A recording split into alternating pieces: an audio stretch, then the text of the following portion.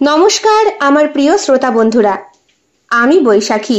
শিল্প সাহিত্য বাই বৈশাখী চ্যানেলে সকল শ্রোতা বন্ধুদের স্বাগত জানাই। কেমন আছেন আপনারা? আপলোড করেছিলাম গল্প বীর্য বিষ। যারা কমেন্ট করেছেন তাদেরকে অসংখ্য ধন্যবাদ। যারা গল্পটি শুনেছেন, শেয়ার করেছেন এবং লাইক করেছেন সেই সমস্ত শ্রোতা বন্ধুদেরকেও জানাই অসংখ্য ধন্যবাদ। জিজ্ঞাসা করেছিলাম আপনারা কেমন আছেন? নিশ্চয়ই ভালো আছেন। ঈশ্বরের কৃপায় সবাই কুশল মঙ্গলেই আছেন।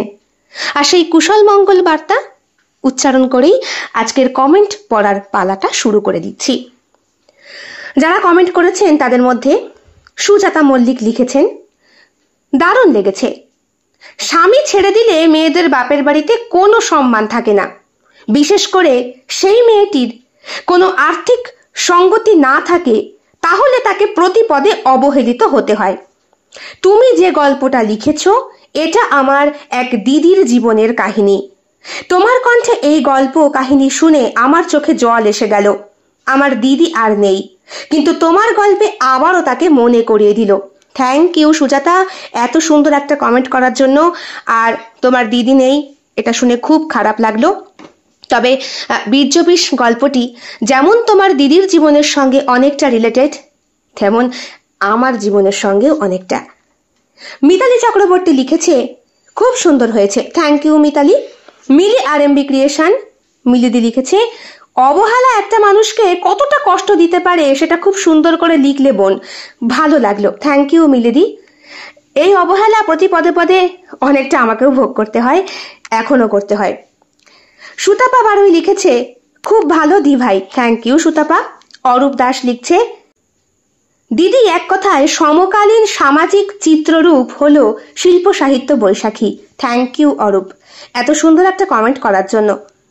মনোজ নাথ লিখছেন, ম্যাডাম আপনার আজকের গল্পটাও খুবই বাস্তবসম্মত। আমাদের বাড়ির আশেপাশে এমন ফ্যামিলি দেখা যায়।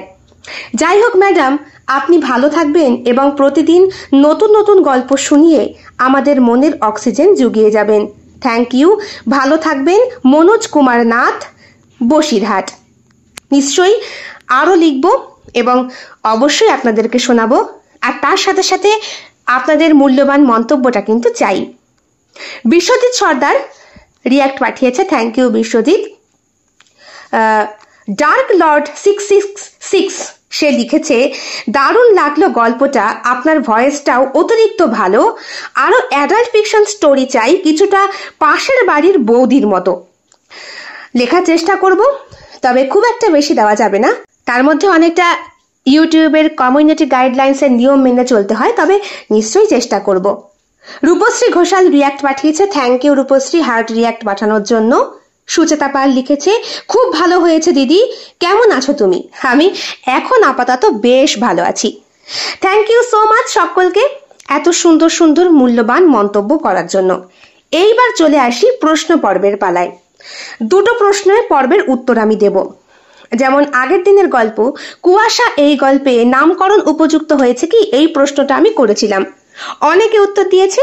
যারা লিখেছে তাদের নামটা অবশ্যই বলবো। শ্বেতা লিখেছে, হ্যাঁ নামটা সার্থক হয়েছে। মিলি RMB ক্রিয়েশন লিখেছেন, হ্যাঁ কারণ এই নামের যে চরিত্র আর মানসিকতা সম্পূর্ণ কুয়াশাচ্ছন্ন লেগেছে, তাই ঠিকই আছে নামকরণ। থ্যাংক ইউ মিলিদি। অরূপ দাস লিখেছে, হ্যাঁ 100%। Thank you Arup. শ্রদ্ধা দাস লিখেছে, না। তাই আমি তাকে রিপ্লাই করেছি, কেন কেন শ্রদ্ধা, তোমার মনে হলো যে এই নামকরণটা উপযুক্ত নয়? তুমি অবশ্যই লিখতে পারো কমেন্টে। এইবার চলে আসবো আজকের প্রশ্ন করেছিলাম, যেটি বীর্য বিষ এই গল্পে ঈশিতার ডাক নাম কি ছিল? অনেকে ভোটিং করেছো। যারা লিখেছো তারা হলো সুজাতা মল্লিক এবং অরূপ দাস।